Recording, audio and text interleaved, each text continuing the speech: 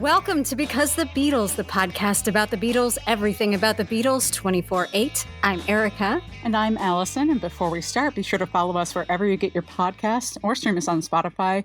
If you're enjoying BC the Beatles, feel free to leave us a preferably 5-star review so other Beatle maniacs can find us. Also, don't forget to follow us on Facebook, Instagram, and Twitter, or X, or whatever it is. We'll be posting videos, photos, and more from this episode and beyond. You can also email us at bcthebeatles@gmail.com. Hey, Erica. Hey, long time, no podcast. It's been a year. It's literally been a full year.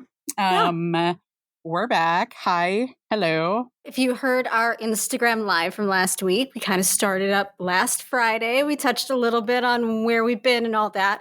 And we will talk about that in more detail in a future episode. But today, big stuff's going on. Big stuff. Today. Hell yeah.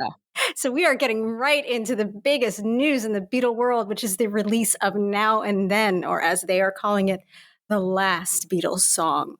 Dun, dun, dun. So a little background on this, which I'm sure a lot of Beatles fans already know most of this, but the song started out with the Anthology project in the 90s. John had recorded some demos in the 70s. Yoko gave the tape to Paul, George, and Ringo when they were working on the Anthology in 94. And out of that, we got the two new Beatles songs from the 90s, Free as a Bird and Real Love. Yes, we did. And they did start working on the third song, which became Now and Then, of course. And they recorded overdubs, new parts, like Erica said. But they only got as far as making a rough mix, as we all know, with the producer of the Anthology, Jeff Lynne. Yeah, the quality of this song, I guess it was worse compared to the other two. They couldn't separate John's vocal from the piano. So when they wanted to up John's vocal, the piano would go really loud. Stuff like that. And there was like a tape hiss sound. They couldn't get rid of it. So they didn't really feel like they could achieve the clarity that they did with the other two to make it really sound like a new song. George especially really did not want to do it. He led the charge in scrapping it. Typical classic George. Yeah. The technical term in his mind, he called it fucking rubbish. There we go. So we got two songs for the Anthology and this one other one. And you'd think that would be the end of it, though Paul mentioned in subsequent interviews multiple times that he still wanted to return to it one day. And I think that was probably part of the speculation, because I know even from the very day that they mentioned that there was going to be a new Beatles song, or when the rumbling started, people were like, oh, it's going to be Now and Then. I'll admit it, I'd never heard of it. And I was like, oh, okay, how do you know that? And they explained about the Anthology, but that fueled the speculation. And so one day became 2021 when the audio technology that Peter Jackson's team pioneered for the Get Back film, the Machine Audio Learning System, known as MAL. Aw. Love that. So cute. I know. But that opened up all kinds of possibilities for enhancing audio, restoring audio, previously thought too degraded to even be used. I mean, you saw this in Let It Be, the flower pot conversation. Oh my God, so good. Yeah. I love that they were able to restore that tea. And last year's Revolver mix was only made possible that year thanks to this technology. They didn't think they would be able to deal with the older albums in the same way, but this technology was able to separate exactly which instrument was which, put it on its own separate track, which they called demixing, and then they could hand it all over to Giles Martin to remix it into the same stereo and Dolby Atmos mix that he had started doing with Sgt. Pepper up to Get Back, Let It Be. Yeah, hopefully he'll be able to take that technology and do, like Rubber Soul and the earlier albums, which were also mixed down so far that previously they thought they couldn't mix it, kind of like Revolver. Well, I would think that our other exciting bit of news might give us an answer to that too. So. Oh, yes, that's true. That's true. Now we come to Now and Then, the song that we heard this morning, today. Yay, just so exciting. Oh my God, it's so surreal, Erica. It's so surreal. It's so, I mean, getting a new Beatles song, and not just they found these recordings of a Cavern Club performance and some new cover that we hadn't heard them do before. Like, this is a new original contributions from all four of them. It's crazy. Just before we get into the production, like, we should probably be very transparent with you all. And we'll talk about it a little bit later in the episode, but we did get to hear it a little bit early at some listening events in LA and New York. So we've had time to kind of sit with it for a while and think about it and ruminate on it and really hone in our thoughts on this incredible, incredible track. Yeah, so I think speculation about this started last summer-ish when Paul cryptically mentioned the possibility of an AI Beatles song, a comment that was very much misunderstood. The Mao technique does use AI technology, but it's not like creating, a robot version of John. It's not like when you see those things on YouTube, like, hear the Beatles sing the Monkeys. It's not Yeah. that. Yeah, it's so funny. And this is definitely something we'll talk about probably next time. But I was on Ringo's media line at his birthday in July in Beverly Hills. And even somebody beside me asked him about the Beatles song and, it's just going to be all AI. And Ringo said, some of it. But, he was obviously sworn to secrecy, so he didn't really address it. But that was his professional answer, was some of it. For all that the Beatles love new technology and tried so hard to get new things to happen, like with Magic Alex, like Peter Jackson is actually Magic Alex. Oh my God, I never thought that there'd be a parallel. I mean, not that there's a parallel drawn, it's more like a zigzag from Peter Jackson Right. and Magic Alex. That's totally true, though. I've never thought of it that way. He just needs to get them a spaceship. Yeah. And a guitar where you can turn the head around to change what type of guitar it is. I know all the things that Magic Alex promised could be true with Peter Jackson. So this song, it was just finished this year. We've got these original vocals from John. We've got George's 1994 tracks, which he laid down some acoustic guitar, some electric guitar, and some background vocals for the first iteration of Now and Then. We've got new drums and vocals from Ringo. And we've got Paul adding new bass, guitar, vocals, piano, which the piano was played to match exactly John's original. And he also recorded a slide guitar solo, which is an homage to George, but it's not George. Yeah, I gotta snicker a little bit because Paul, in the documentary that was released yesterday, that is so good. And again, we'll talk about that a little bit later. But Paul explains he did it as a tribute to George, which I just think is so funny. That it's not George, it's Paul doing George. And on top of that, Giles Martin carries on the tradition of his own father, George, by creating a new string arrangement alongside Paul and another musician, Ben Foster. And he does something really cool. He adds backing vocals from 3 original Beatles songs, Here, There, and Everywhere, Eleanor Rigby, and Because, kind of in the style of the Love album, which was the first Beatles project he ever worked on. It's so good. I still love that album so much.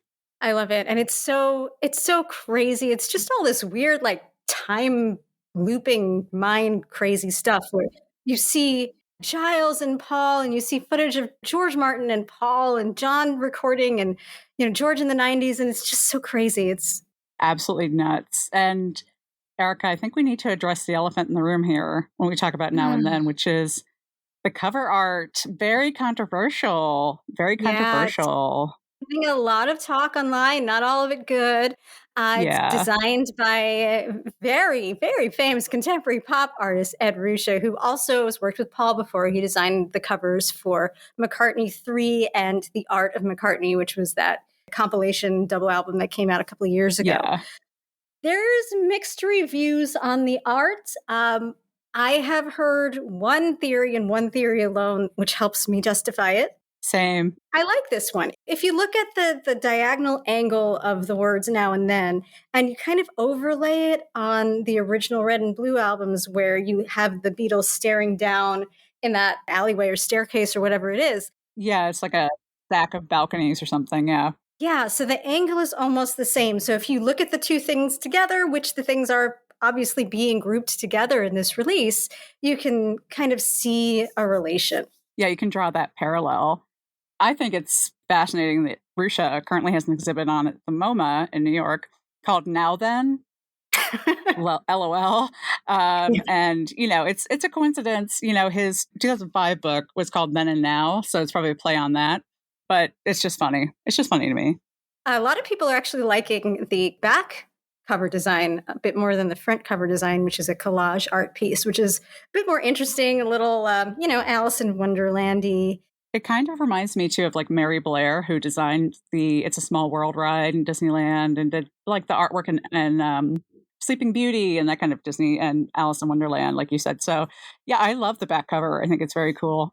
Yeah, a lot of people are saying that. So you can always flip it over if you're not really Yeah, if happy you don't with like it, what you flip it see in the over. front.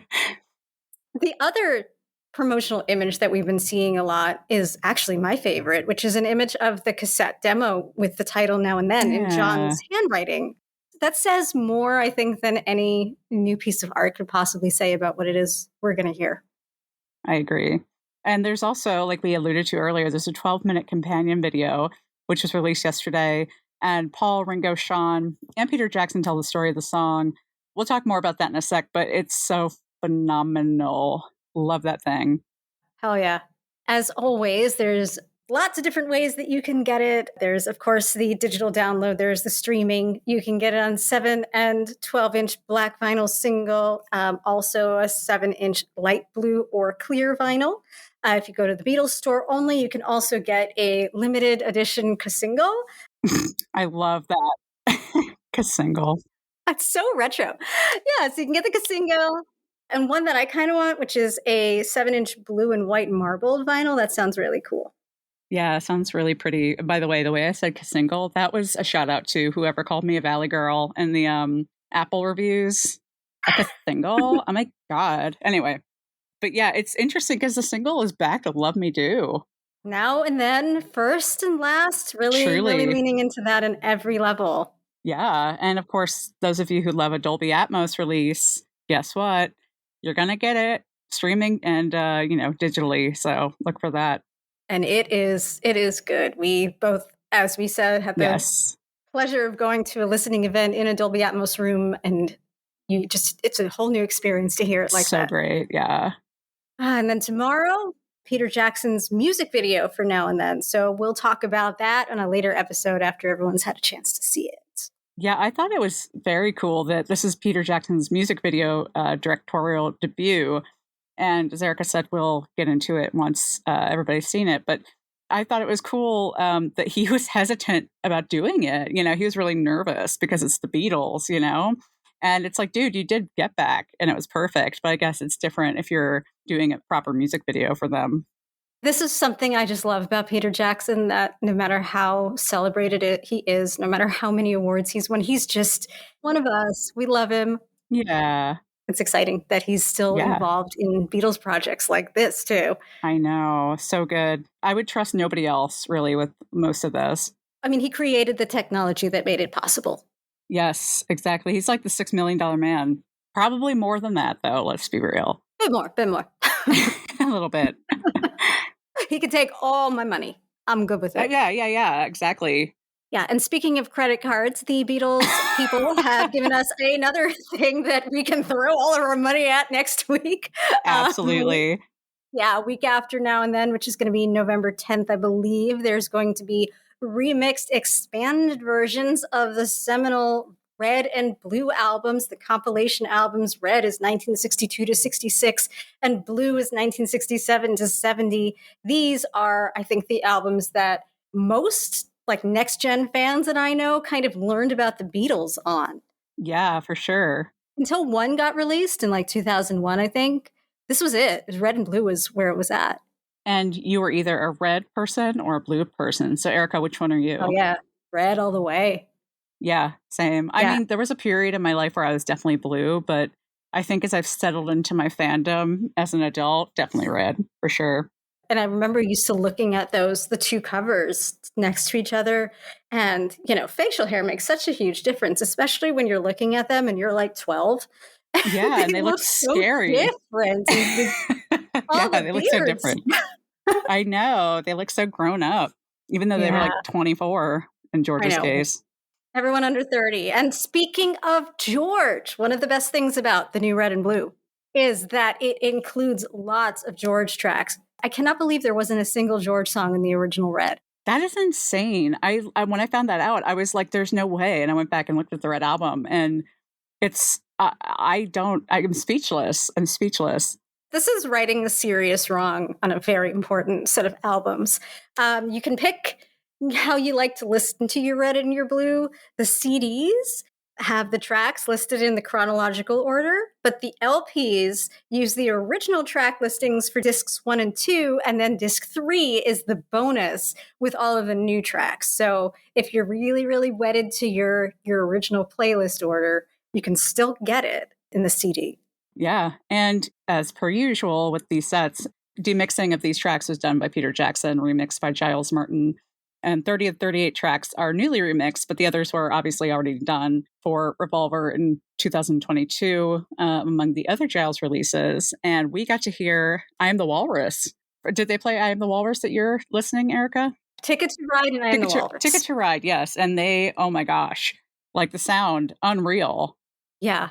And yeah, I mean, I Am the Walrus is the perfect, is just perfect for Giles' style, but also these earlier songs, they're just new when you hear them. Yeah. As we've talked about so many times, it's like he brings out these elements that you might not have even noticed before. But I Am the Walrus, I've never dropped acid, but hearing that like in Atmos was probably the closest I'll get with just being surrounded in this like swirl of sound, which you can only imagine with that track. It was insane.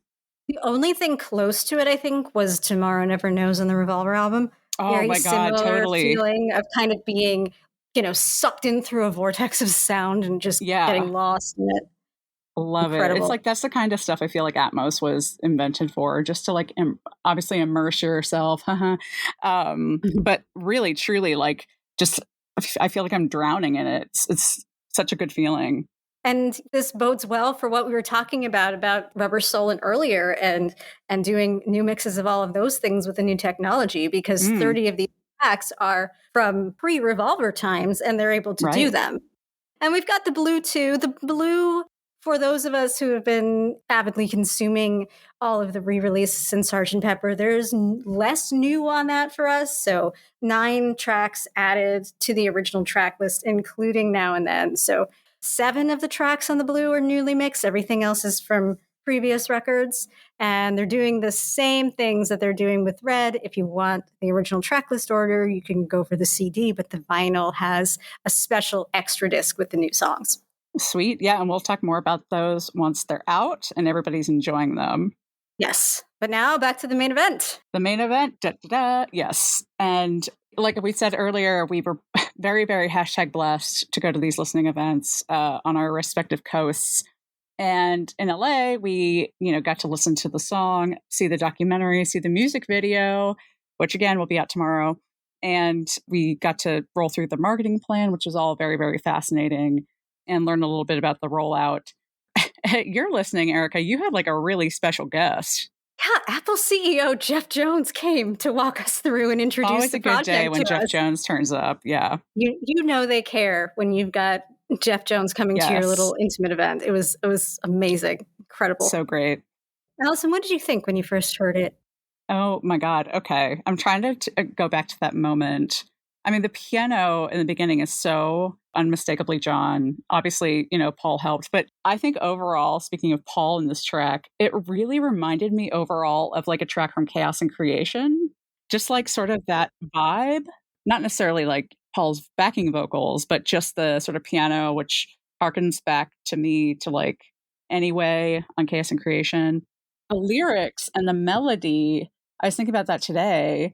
John's vocals and John's writing and just the way he's singing it, it really to me sounds like Woman, which kind of makes sense because this could have ended up on Double Fantasy. That was something that I really, really noticed. In a way, this kind of felt like late 70s John, Chaos and Creation Paul, Wilbury's George, Ringo's timeless. Ringo's solid drumming, yeah. Ringo's drums come in, and that's when you're like, oh, fuck yeah, it's a Beatles song. But yeah, it's almost like we're hearing the Beatles from different periods of their life coming together and making Beatles music again, which is really interesting. I really felt like John's voice was perfectly clear, maybe a little hauntingly so. And that might be because we're listening to it in this Atmos room and we're thinking about what all has gone into making it happen. But it was just crystal clear. Yeah, it sounded a little ghostly to me, especially because the song itself is a little melancholy. You can tell John was really feeling something strong when he wrote it and sang it. And where's my McLennan peeps at if he was feeling something? We're summoning the McLennan shippers. I mean, the lyrics feel super McLennan-y. If we must start again, we will know for sure that I will love you. Oh And my not to goodness. mention, the original song was called I Don't Want to Lose You. And John had written for Paul on the tape. I mean, it says it all. And, I was speaking to somebody recently and they made a good point where if it weren't written about Paul, it would have probably been included on Double Fantasy. But why wasn't it? Dot, dot, dot. Yeah. Not that I'm a McLennan. I mean, in the traditional McLennan sense, like I love John and Paul together, but I don't see them in that way. But it just deepens the beauty of it. Like I love that there's subtext there. Yeah, and the subtext doesn't even have to be like smut. It can be just deep Yeah. love that friends who've gone through profound experiences together have for each other. Yeah, for sure. As we go on, again, Ringo's drums. And I think after the 1 minute mark, we have John's first verse, and then we're really getting into the Beatles stuff. Yeah, definitely. And my comment after I heard it was Paul is pawing too hard on this. Like he went full Paul. And like we talked Yes. about like we talked about earlier, his overdub of George's guitar solo. I think it makes a huge difference when you hear that slide guitar. It's again one of these things where all of the elements are clicking into place. You got the drums, the harmony, the use of other Beatles songs in the harmony. And you hear that. And, that was a quintessential part of what makes the Beatles sound. I wish it had been George playing. Yeah. It feels like something he played, but it's not. And I think that if there's anything that's the weakest about the song, I think to me is that it's hard to hear actual George in there. There just wasn't a lot left from those recording sessions. And it's nobody's fault. And I think Paul did a great job making up for what they could not actually have. But George's absence is missed when you hear that. Yeah. For sure, for sure. And like you said, like they mined what they could, but even Peter Jackson can't make George Harrison materialize out of nowhere. I mean, maybe he should have hired like a medium or something to have George come back and add something. Yeah, this is still fucking rubbish. Goodbye. Yeah, he's like, no, no. I told you I wasn't going to do it. I shan't do it. Yes, maybe Peter Jackson did hire a medium, and then George was still like, fuck you. It's just the thing we don't talk about. I know, right? That's really the bridge, and it keeps going. It's immersive in the Dolby Atmos sound that washes over you. This is where you clearly hear it's around 2:58 or so, 3 minutes, that the because harmonies come in. And it's just so good. Unreal. Yeah. And, I thought it was so interesting throughout the song to hear John's vocal, which is obviously from the 70s. It was still pretty like similar to his Beatles stuff in the tone.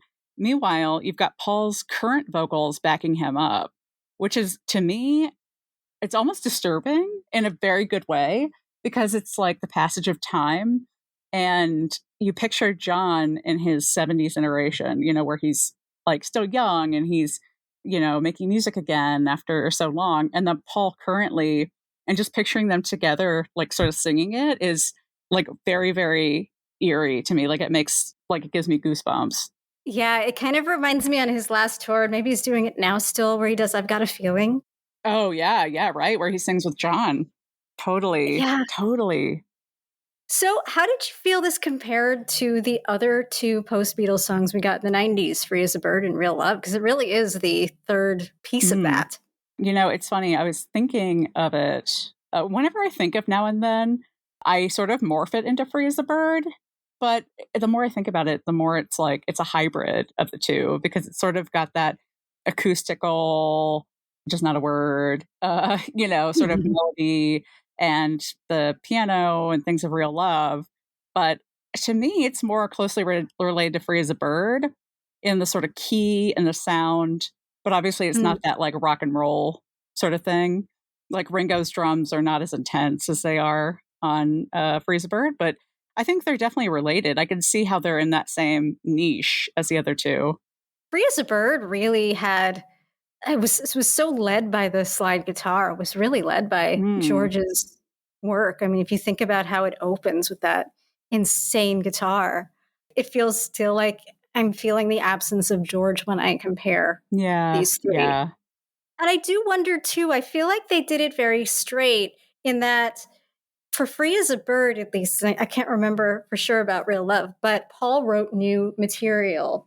And then they also tacked on this that end part that's very different from the rest of the song that is just such a hallmark of when the Beatles were at the top of their game and they were really writing and exploring music. So I was just surprised about that. I expected a little more Beatley stuff, but at the same time, you only have 2 of them. But no matter what, I mean, it's still amazing and fantastic that we have Of this course. this piece. And that kind of leads me into our thoughts on the marketing campaign, which is such a Yeah, big part of this. I mean, we're talking about a 4-minute song, and it's for being sure. promoted as the last Beatles song. I don't know. Like I get it, and that's sort of probably the last track we'll have that all 4 Mhm. Beatles sort of organically contribute new material. However, I don't know. Like I always just feel like there's more. Like I don't know. I just there's got to be more in that vault. That there was what like 18 hours of anthology. It's kind of like the Get Back stuff. There's just so much. I think there's a lot more anthology footage that we didn't see. So I don't know if there's more there, but I don't know. I don't. Do you feel like that's true? That's the last. Well, in the sense that we'll probably never have another piece where all 4 Beatles can contribute new material, and unless John and George went on some kind of writing weekend and they recorded a bunch of demos together. It's I like love once that they're idea. gone, I love it Yeah. too, and I hope it happened. And fanfic to come. But that's the only way that we can kind of get this element of something brand new has happened in real time. So I think that's where it probably is the last Beatles song. I'll say that when I heard all of the promotion at the event, it really hit me. I think this is the thing that I've been thinking about the most since we've had time to sit with all of this material for a while is that the Beatles are intrinsically intertwined with this sense of nostalgia and, as Paul said, best ever present past. Yeah. And it's unusual. It's unique. There's no other cultural phenomena that has the kind of longevity that the Beatles have in that it's something that happened in the past, but so many of the players are still alive to either remember their experiences with the media or they're still producing the media. Right. And they maintain relevance. The boomer generation has always generated a sense of interest from younger generations that previous ones haven't. I was thinking about Beatles media. It always references this context. The first major Paul McCartney biography in the 90s was called Many Years From Now. Mark Lewiston's book is called Tune In All These Years. And then you look at the songs that the Beatles himself wrote. Paul has That Was Me, Early Days, Ever Present Past. George had When We Was Fab all those years ago. I mean, it's just something. It's all like a reflection. Yeah, it's always this recurring thing. Like it made me feel like we're living in this sort of like multi-dimensional Beatles universe where all of these versions of them are sort of living side by side with one another. And it's that feeling of that longing for the past you never Oh experienced. Like yeah. it's this thing in the fandom that we all have this nostalgia for this stuff that we weren't there for. Yeah. Well, it's kind of ironic, Erica, because you talk about this cultural longevity that the Beatles have and probably will always have. But also with this campaign, calling it the last Beatles song, there's obviously a tone of finality to it, which makes this really, I have a lot of mixed feelings about how this sits with me. Like Yeah. it's so exciting, but by calling it the last Beatles song, it's like, oh, damn, like that's a lot. And so it makes it kind of like melancholy, kind of like the song. Yeah, I mean, we've never really had to experience a last, Yeah. especially for those of us who were kind of young enough to have lived our Beatles fandom with John and probably George gone. Yes. Yeah, Paul Ringo always producing. You never think there's going to be a last, and Yeah. it makes it sad, but it also makes it kind of poignant to really think about embracing the moment and really experiencing this as it could be the last time we get this Oh my God. in this way. Oh, sorry. This is a fucking bummer, isn't it? Fucking bummer. It's fucking rubbish. George, I agree 100%. George, yes. This is a lot. This is a lot. Yeah. And then, of course, we have Love Me Do on the back. So we've got... You can just flip it over and everything's good again. We can all start over. We start at the beginning. Isn't that funny about the Beatles story? Like all of these elements, we always talk about this at the podcast. So there's some kind of kismet. Like there's this one song that waited decades and decades to come out because of technical issues with a name that lends itself to looking back nostalgically on 60 years. It's just crazy. How does that happen? You can't write this stuff. And it's still happening. Yeah, in real time. From the beginning to what could be the end, which I don't think it's the end, but the end of this era, it's perfectly written. It's wild. And of course, yesterday, the video documentary, which was produced by Apple, came out, which is, I absolutely love it. When we got to see it at the listening event, it was just such a delight. And it has new narration from Paul, Ringo, Sean, Peter Jackson. And there's also archival narration from George, sort of telling the story of the song. He doesn't call it fucking rubbish there, and how it came to be. You know, I watched it multiple times again since it came out. And the thing that really was wild was kind of how it was such a continuation of what we were just talking about with this whole Beatles multiverse sort of feeling, is that it seamlessly edits footage together of the Beatles from various time periods, but it does it in the most clever way. Like, it doesn't feel like you're jumping in time. They're using various B-roll, but the fact that, you know, the B-roll could be 50 years apart doesn't feel like that. And you don't see modern day Paul and Ringo until they start talking about 2022. You know, I thought there was one really interesting thing where they were talking about how Paul did the bass part for Now and Then. And so they kind of interspersed all of these clips of Paul with his Hofner during the Anthology recording for this song. At Shea Stadium. Like they kept showing all of these different things. It feels so natural, and yet it's so unusual to have footage of these people throughout 60 years of their life. Yeah, and it's clever to use the Hofner because I think of all the instruments, maybe Ringo's Ludwig drums, although I know he sort of switches it up now. The Hofner has been such an icon of the Beatles from day one, you know, when Paul started playing bass. And today, obviously, anybody's seen him in concert, he still plays the Hofner primarily. So it's so smart to sort of draw that line through history. Yeah, and actually they do it great with Ringo too, because they'll have some music playing underneath and you'll see Ringo drumming in time to whatever it is that we're hearing. But we'll see Ringo in 3 different eras drumming in time in the same time, just, you know, cutting back and forth pretty quickly through all of these different eras of Ringo doing exactly the same thing. It's so crazy. So good. Yeah, I just absolutely love that documentary. I'm so glad they did it. It's a perfect companion. And we still have the music video yet to come. We still have the red and blue yet to come. My goodness. Yeah, so much to look forward to. I know. Yes. I'm very excited about this. And I'm excited we're back. Yeah, me too. So we're going to talk about all of this. Yeah, we'll be back next year. No, next week. Next week. We'll be back. Oh my God, don't scare them like that. We'll be back again soon. We'll be talking about next week's release of the remaster Red and Blue, and of course the Peter Jackson music video that will be hitting everyone. And we have much more to come. We have some great guests lined up for future episodes. So don't worry, we're not abandoning you again. We still love you. We're not like delinquent parents. We will be back. And we want to hear from you. We'll be around. So please be around with us. Subscribe on iTunes, Apple Podcasts, wherever you're listening right now. Give us a rating and review so other Beatlemaniacs can find us. Yes. And please follow us on Facebook, Instagram, and Twitter /X/whatever. We'll be posting photos and more from this episode and beyond. And like Eric said, please comment on our socials and let us know what you think of the last Beatles song. Let's talk about it. And you can email us at bcthebeatles@gmail.com too. And we will see you next time. Bye. Bye.